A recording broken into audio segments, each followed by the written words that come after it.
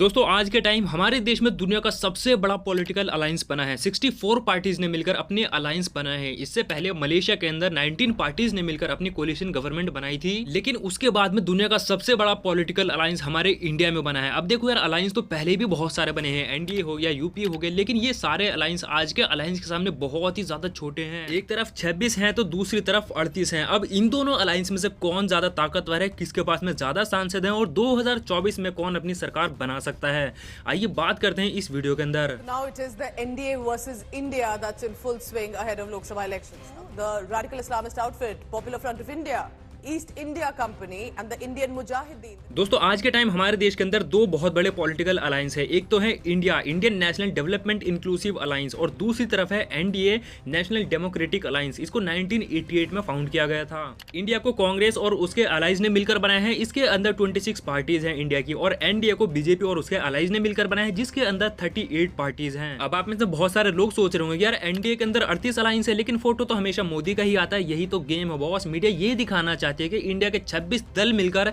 अकेले मोदी को हराना चाहते हैं। अभी कुछ टाइम पहले बेंगलुरु में 26 दलों की बैठक के बाद में इंडिया को फॉर्म किया गया, और दूसरी तरफ बीजेपी ने अपने पुराने अलायंस एनडीए को पहले से और ज्यादा मजबूत करने के लिए एक्सपेंड किया, और एनडीए के अंदर टोटल 38 पॉलिटिकल पार्टी शामिल हुई हैं। अब आप में से बहुत सारे लोग ये भी सोच रहे होंगे कि यार इंडिया के पास में तो 26 अलायंस हैं और एनडीए के पास में 38 हैं, तो ये दल तो ऑलरेडी बहुत ज्यादा मजबूत है। ऐसा नहीं है यार, मैं अभी आप लोगों को एक्सप्लेन करता हूँ। बात करें अगर हम इंडिया अलायंस के बारे में कि किस पॉलिटिकल पार्टी के पास में कितने कितने सांसद हैं, तो कांग्रेस के पास में 49 सांसद हैं, डीएमके के पास में 24 हैं, टीएमसी के पास में 23 हैं, जेडीयू के पास में 16 है, शिवसेना के पास में 6 हैं, और सपा के पास में 3 और आपके पास में 1। शरद पवार की एनसीपी के पास में 3 सांसद है, इंडियन यूनियन मुस्लिम लीग के पास में भी 3 सांसद है, और भी कई पॉलिटिकल पार्टीज हैं जिनके पास में 1-1 या 2-2 सांसद हैं। इंडियन अलायंस के पास में जो टोटल करंटली सांसद है वो 141 है, और भी कई सारी पॉलिटिकल पार्टीज है जिनके पास में एक भी सांसद नहीं है। और अगर हम बात करें एनडीए अलायंस के बारे में, तो भाई ये दल अभी के लिए बहुत ही ज्यादा मजबूत है, लेकिन 2024 में क्या होगा कुछ नहीं कह सकते बॉस, सब कुछ अनप्रिडिक्टेबल है। एनडीए अलायंस में सबसे ज्यादा सांसद है बीजेपी के पास में 301, और मेजोरिटी के लिए चाहिए 272। बस यहीं पर काम खत्म हो गया भाई।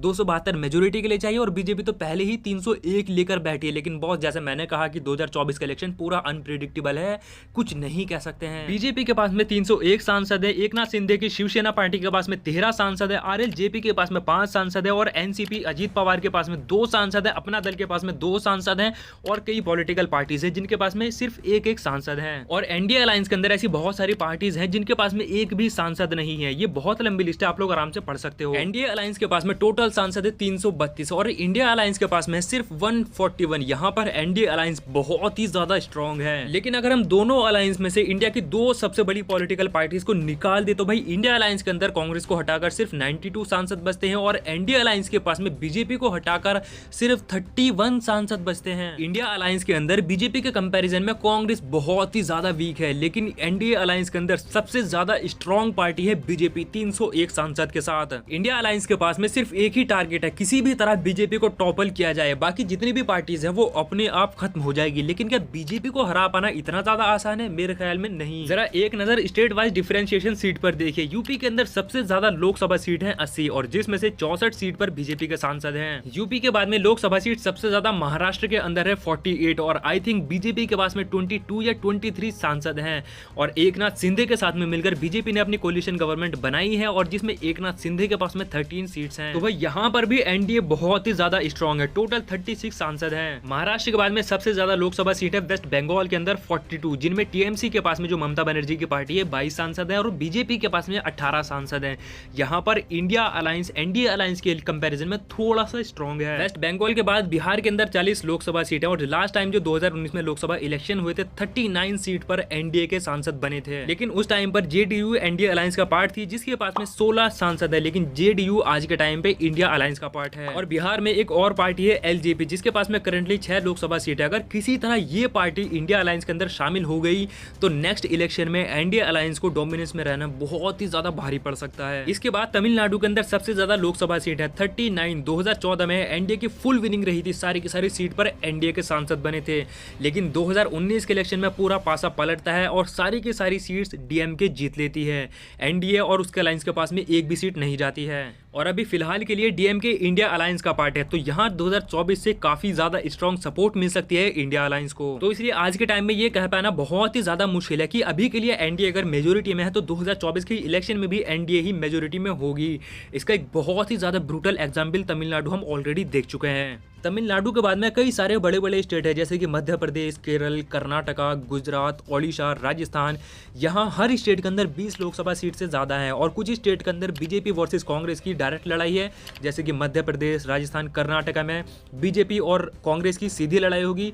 गुजरात में बीजेपी बहुत ज़्यादा स्ट्रॉन्ग है और उड़ीसा में भाजपा के साथ में बीजेडी की लड़ाई होगी। ये जितने भी स्टेट मैंने आप लोगों को बताए हैं लगभग लोकसभा सीट 70% इन्हीं स्टेट से आती है। जिस अलायंस ने भी इन 70% लोकसभा सीट पर अपना कब्जा जमा लिया सेंटर में, उसकी सरकार बनना ऑलमोस्ट तय हो जाएगा। 2024 इलेक्शन के लिए अभी के लिए अपर हैंड तो एनडीए को है बिकॉज उनके पास में ज्यादा सांसद है। लेकिन जरा एक मिनट के लिए बस सोच के देखो कि अगर इंडिया अलायंस जीत गया तो एक और महायुद्ध स्टार्ट हो जाएगा, क्योंकि इंडिया अलायंस के अंदर अभी तक पीएम पद के लिए एक भी नाम नहीं दिया गया है। लेकिन अगर एनडीए जीता तो वहां पर तो ऑलरेडी पीएम मोदी हैं जो पीएम बनेंगे ही, और दूसरी तरफ राहुल गांधी बोल चुके हैं कि भाई मैं पीएम पद की चाह नहीं रखता हूं। तो भाई इंडिया अलायंस के अंदर डेफिनेटली प्रधानमंत्री की कुर्सी पे बैठने के लिए एक और महायुद्ध स्टार्ट हो सकता है। और जिस तरह एनडीए अलायंस के जन प्रधानमंत्री मोदी है, उसी तरह इंडिया अलायंस के जन कहीं ना कहीं राहुल गांधी है।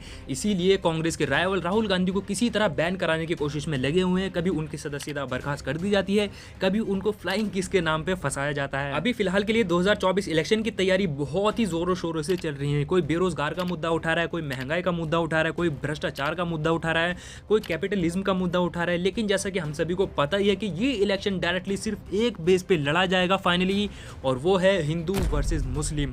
और इसी बेस पे पार्टीज को बहुत ज़्यादा फायदा होता है, जिनकी वजह से उनकी सरकार बनती भी है। तो ये इलेक्शन सिर्फ इसी बेस पे लड़ा जाएगा। बाकी देश के अंदर कितना भी भ्रष्टाचार क्यों ना हो जाए, कितने भी अनएम्प्लॉयमेंट क्यों ना हो जाए, गरीब कितना भी और गरीब क्यों ना हो जाए, किसी को कोई फर्क नहीं पड़ता। बस पार्टीज को हिंदू वर्सेस मुस्लिम के बेस पे इलेक्शन लड़ना है और अपनी सीट पक्की करनी है। तो दोस्तों मैं आप सभी लोगों से एक क्वेश्चन पूछता हूँ, 2024 के इलेक्शन में आप किस अलायंस को सपोर्ट करोगे, कौन सा अलायंस अपनी सरकार बना सकता है? कमेंट सेक्शन में प्लीज एक्सप्लेन करना। अगर मुझसे कोई गलती होगी तो कमेंट सेक्शन में उसको भी करेक्ट कर देना।